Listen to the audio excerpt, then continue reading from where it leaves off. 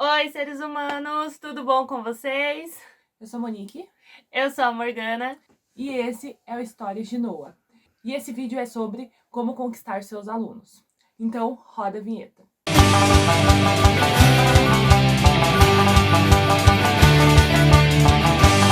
A primeira dica de como conquistar seus alunos, que eu acho importantíssimo, é decorar o nome deles. Porque não tem como você ter uma relação com uma pessoa e a pessoa gostar de você e te respeitar e querer te ouvir e prestar atenção no que você fala se você não sabe o nome dela. Claro, tem aulas e professores diferentes, mas eu sou uma pessoa que faço muitas perguntas para os alunos, gosto que eles participem. Então não dá para toda vez que você for fazer uma pergunta, você falar assim, qual que é o seu nome? E fazer ele responder.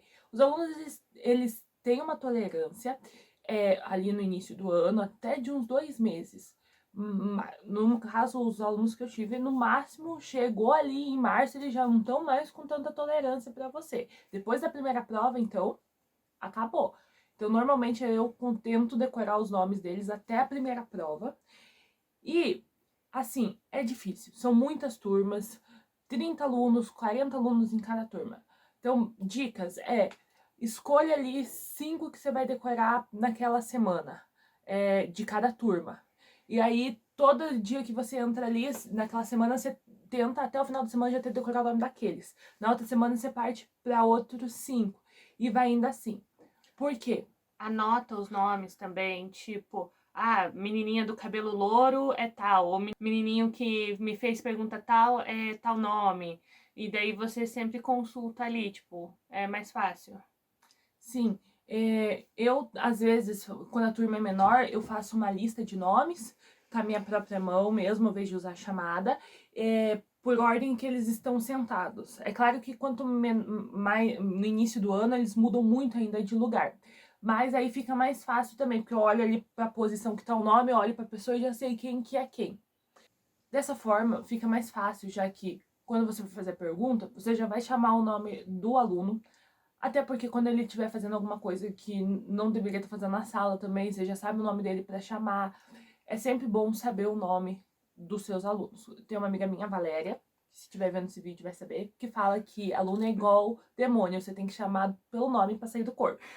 Então, se você vai chamar a atenção dele, tem que ser pelo nome. Não dá pra você falar o fulaninho que tá brigando ali. Ele vai ignorar você. Ele vai ignorar. E os meus alunos são muito assim, do tipo, no início do ano, de ficar zoando, falar, professora, esse não é meu nome. E zoar, falar assim, o nome dele é Mariazinha, sendo que o nome dele é João, pra zoar o amiguinho. Então evita também um monte de bullying que pode surgir na sala de aula.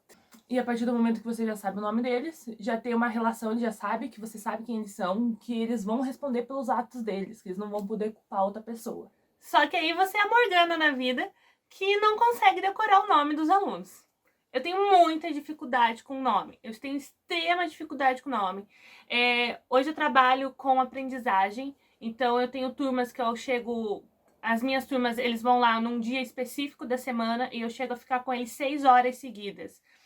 Então, assim, era pra mim decorar o nome, mas eu não consigo. Não tem desculpa, assim. Então, o que eu faço? No primeiro dia de aula, eu já chego e eu já falo, gente, eu não consigo.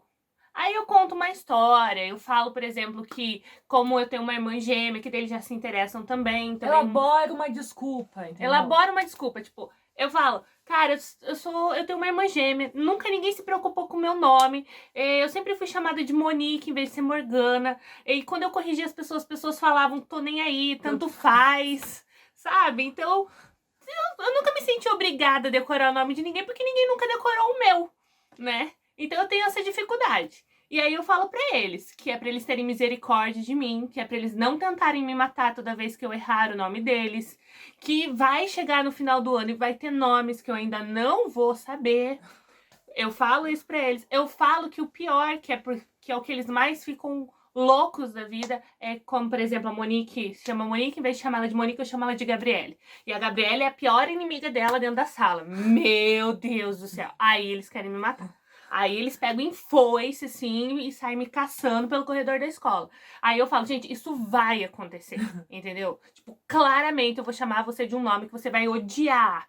Então, por favor, lembra, a professora é um ser humano, tá? Chega pra professora e fala, professora, você tá vendo esses olhos aqui? Não é pra você me chamar mais desse nome.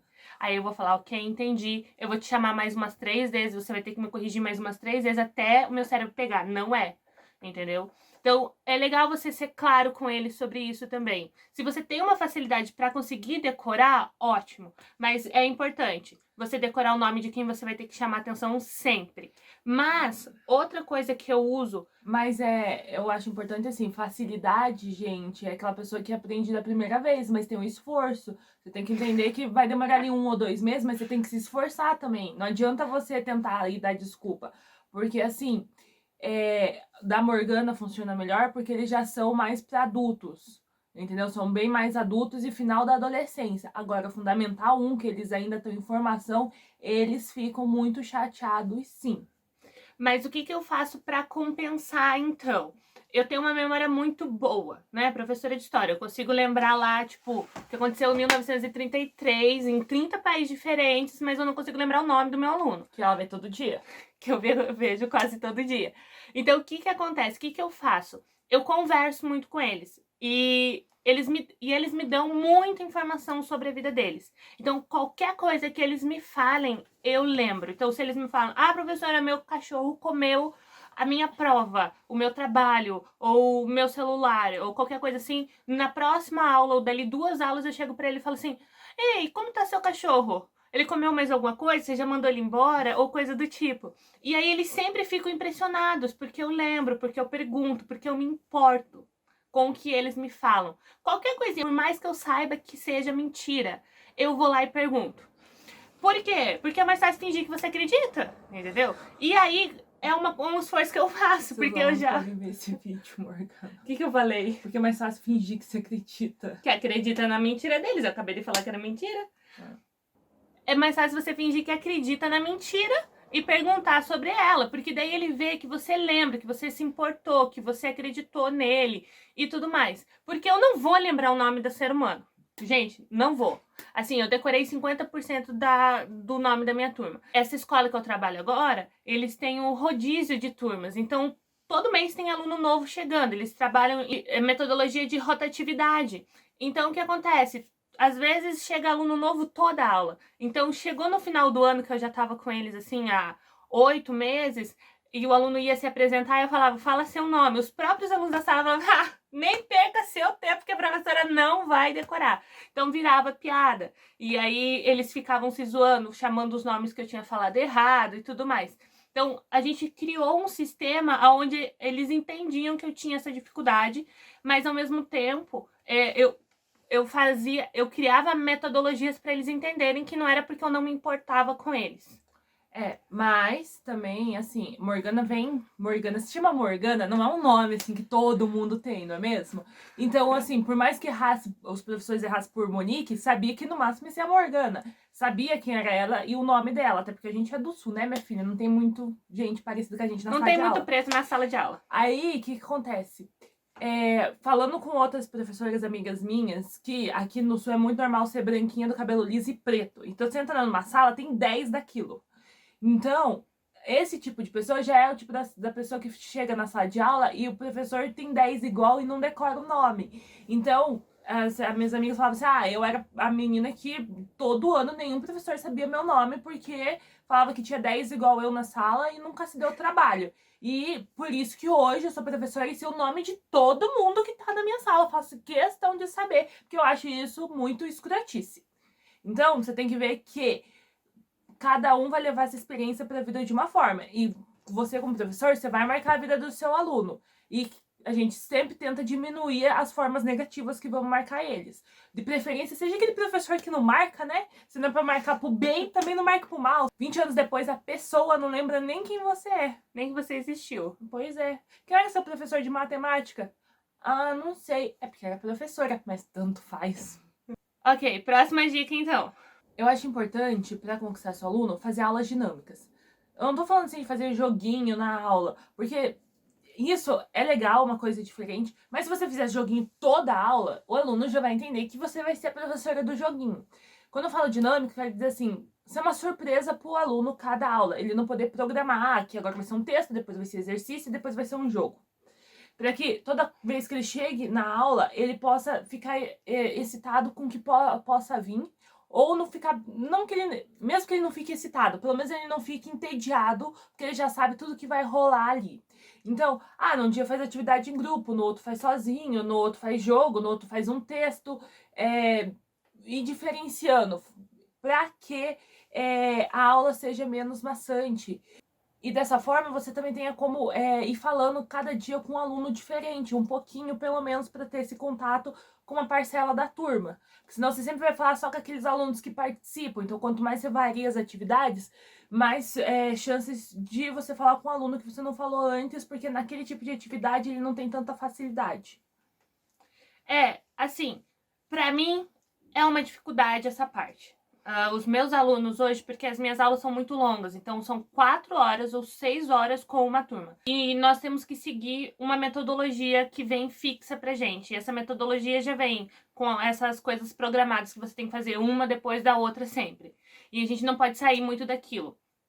Então, pra mim, isso é uma dificuldade hoje. Mas em turmas de história curricular normal, 50 minutos, uma aula, no máximo 2, é mais fácil, porque você tem menos tempo, então aí você consegue variar isso, né? Você não precisa... A quantidade menor de tempo já facilita para o aluno não ficar entediado. Isso. Então tá. E aí, o que acontece? Você vai ter dificuldades, porque você é um professor iniciante, você não precisa saber tudo e você não precisa parecer que sabe tudo. Muitas vezes a gente chega na sala assim, querendo provar que a gente sabe o que tá fazendo, porque nós estamos tão inseguros por ser a nossa primeira turma ali, as nossas primeiras turmas, que a gente fica com medo de demonstrar que a gente não sabe. E como eu tenho muita dificuldade com nomes de pessoas, e eu tenho um problema para lembrar qualquer substantivo. Então, lembrar que isso aqui é um celular, que isso aqui se chama porta, esse tipo de coisa. Então, eu tô dando aula de história e eu preciso lembrar dessas coisas. Então, tem ali o slide para me ajudar com os tópicos, né? Mas altas vezes eu esqueço alguma palavra. Então, o que eu fazia? Eu fazia os alunos adivinhar o que estava na minha cabeça. Simples assim. Eu precisava lembrar que era Europa, por exemplo. Deu na. Aí o aluno começava. Curitiba, deu não, a gente tá falando disso aqui, ó, disso aqui. Aí o outro, América, deu não, próximo. E aí eles iam chutando, até que a gente entrou num sistema assim em todas as minhas turmas. Algumas participavam mais do que as outras, mas onde eles tinham que estar ligados na aula, porque eles sabiam que eu tinha essa dificuldade de lembrar nomes simples, assim, às vezes mesa, cadeira, chão, estrada, e aí isso fazia com que eles prestassem atenção para eles serem o primeiro a falar isso. Funcionava bastante isso com as minhas turmas do 9º ao 3º. E isso é incrível, porque você pensa, geralmente esse é o tipo de coisa que vai funcionar com o Fundamental 2. Mas não, funcionava com as minhas turmas já, o pessoal maior. Porque eles gostavam disso, de saber o que a professora não sabia. É um jogo mental também, porque daí eles ficam prestando atenção pra ver quem que é a primeira a responder. Então já facilita também. E mesmo o povo que não gosta de participar, já presta atenção, porque vai que a professora pergunta pra mim o que ela tá pensando. Então eu tenho que estar pelo menos ligada no que ela mais ou menos tá falando pra mim poder chutar alguma coisa perto, né? A pessoa tá falando da Europa, eu não posso chutar um negócio que passou na Ásia. Outra forma de você conquistar seu aluno é cumprimentá-lo todos quando você entra na sala de aula. Quando você entra já numa 3ª, 4ª aula, isso já é mais difícil porque eles já vão estar lá. Mas na primeira aula é sempre legal você ir cumprimentando eles na porta. Se você não for uma pessoa muito de toque, eu sugiro que você seja receptiva àquelas crianças que vão vir te abraçar e te cumprimentar. E as outras, você pelo menos vai dando oi, nem que seja de longe. Oi, Felipe. Oi, Gustavo. Oi, Mariazinha. E tente falar pelo menos com cada um antes de começar a aula. Sei que não dá pra fazer isso em todas as aulas, porque principalmente quando você entra ali numa 3ª aula, tem 50 minutos só, é uma aula antes do intervalo, daí você tem que dar uma corrida. Mas tente pelo menos na semana cumprimentar todos os seus alunos. Então, se você lembrar, naquela aula eu não cumprimentei fulaninho, então nessa tem que cumprimentar ele, pra não ficar um período muito longo de tempo sem você falar com o aluno. Então, eu tenho colegas que fazem da seguinte forma, ficam parados na porta, esperando os alunos chegarem, E colegas que, quando chegam assim nas aulas do meio, né, entram na sala e passam de mesa em mesa cumprimentando cada aluno, abraçando, beijando, ou colegas que pegam a aula, tipo, pro intervalo, ou aula para educação física, ou aula que é a última aula, fica na porta para se despedir de cada aluno, que os alunos vão ter que sair, daí ele fica ali para cumprimentar, aperto de mão, abraço ou beijo, que o aluno decidir, né? É, eu não faço, gente. Eu tenho muito problema com isso. Eu tenho muito problema com isso. Então eu chego, eu dou um oi geral. Eu não faço. Eu tenho muito problema com isso. Então eu chego, principalmente início da aula, eu tô muito tímida ainda. Então o que que eu faço? Geralmente quando eu dou atividade pra eles, eu vou passando de mesa em mesa e aí eu vou conversando. Ou a hora que eles estão copiando alguma coisa do quadro ou do slide, esse é o momento que eu tiro pra conversar com eles. Porque daí eu já entrei, já dei bom dia, a gente já trocou alguma coisa e eu já tô mais solta, assim, porque eu sou muito tímida no início da aula com eles. Então, pra mim, funciona mais no meio da aula. Então, você pode escolher início, meio, fim, mas que você faça isso. Uma coisa que foi uma mudança de vida, assim, pra mim, foi a questão da avaliação individual, que é uma avaliação que você senta com os alunos e conversa com eles e pergunta para eles e pede para eles darem feedback de você para eles e você dá o seu em troca. E isso é super importante, porque tem alunos que você não vai ter muita troca na sala de aula. E nessa avaliação individual, isso acontece. Mas essa avaliação individual só acontece comigo porque a instituição me fornece esse tempo. Um tempo de 5 semanas, 5 aulas, que eu vou fazer essa avaliação individual. Então, eu tenho 15 a 10 minutos com cada aluno, onde eu vou sentar e conversar individualmente com cada um deles. A maior parte das instituições não tem isso. Então, qual que é o método que dá para você fazer isso? Através das provas, quando você deixa ali o que ele acertou, o que ele errou, mas principalmente eu acabo retirando alunos de sala de aula durante as atividades para conversar com eles sozinho lá fora. Principalmente quando ele tá dando algum tipo de problema, quando eu vejo que ele tá vindo muito sem fazer atividade, ou que ele é muito quieto, ou que a menina vive lendo na sala de aula. Sempre eu vou notando isso, e quando eu vejo que o aluno tá repetindo um padrão que eu quero saber, tá, por que que ele tá fazendo isso? Ou por que que ele não tá interessado? Aí eu tiro ele de sala, vou com ele no corredor, converso. Às vezes nem isso, às vezes eu só vou até a mesa dele e converso com ele na mesa mesmo. Quando eu vejo que o aluno não tem amigos dentro da sala de aula, porque eu também acho importante ter esse feedback de, ok, você quer trocar de sala, você gostaria de ir para outro lugar, porque eu já tive muito disso, de estudar numa sala que eu era sozinha e eu queria morrer naquela sala e ninguém nem notar isso. Então eu acho isso super importante e traz um retorno muito bom, porque por mais que você não consiga fazer nada pelo aluno, né, só o fato dele desabafar e ele ver que você viu ele e que você se importou ao ponto de chegar e perguntar, isso muitas vezes faz com que ele se esforce. Na verdade, todas as vezes que eu fiz isso, funcionou. Teve uma mudança do aluno, por um período que seja. Teve vários que voltaram ao comportamento anterior? Teve, assim, às vezes questão de um mês. Teve outros que eu tive que ter uma segunda, uma terceira conversa até que realmente funcionou? Sim, tive, mas sempre tem um resultado bom em algum nível. E a última dica, então, que é uma dificuldade que eu tenho, mas que a Monique não passa, é que os alunos perguntam, geralmente, ou falam, por que que eu vou estudar história? Para que eu vou usar isso na minha vida? Então, eu criei métodos de responder essa pergunta já nas primeiras aulas de história, para que eles entendam e consigam dar valor não só para a história, mas para todo o sistema escolar. Então, o que eu geralmente faço? Além de explicar para eles qual que é a importância da história e criar uma aula especial para isso, geralmente a primeira ou a segunda aula já do ano, porque esse geralmente já é um currículo do primeiro ano do ensino médio e do sexto ano do Fundamental 2. Geralmente são aulas que a gente trabalha no início do ano, né? O que é história, por que estudar história e por que a história é importante.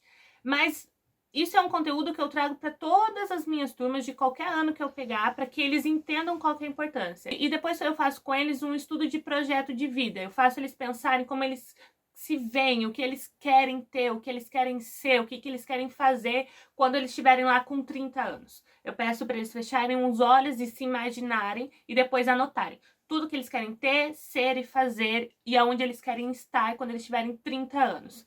E aí eu peço para eles começarem a pensar, tá, e onde que a educação, o estudo, né, entra aqui. Para que você vai precisar? Ou você não vai precisar? Que tipo de estudo você vai precisar? Você vai precisar de uma faculdade? Você vai precisar de um curso técnico? Ou você vai precisar de um concurso?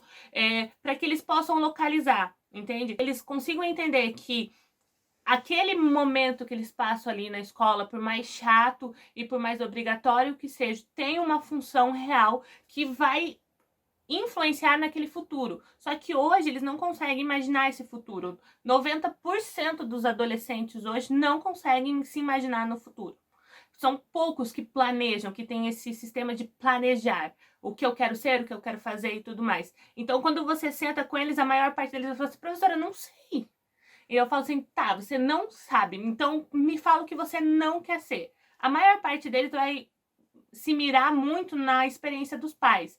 Ah, eu não quero ser igual ao meu pai, eu não quero morar onde eu moro hoje, ah, eu não quero ter engravidado cedo igual a minha mãe, ou N coisas, ou eu não quero assumir a empresa do meu pai se você estiver numa escola particular, esse tipo de coisa. Eles fazendo esse exercício do que eles não querem, eles começam a pensar no que eles querem a partir disso. É claro que quanto mais novinhos eles forem, mais lúdico isso vai ser. Mas já é importante para eles entenderem que sim, tem uma função para eles, não para os pais. Não é importante para os pais, não é importante para o governo. É importante para eles. E aí eu acho que funciona.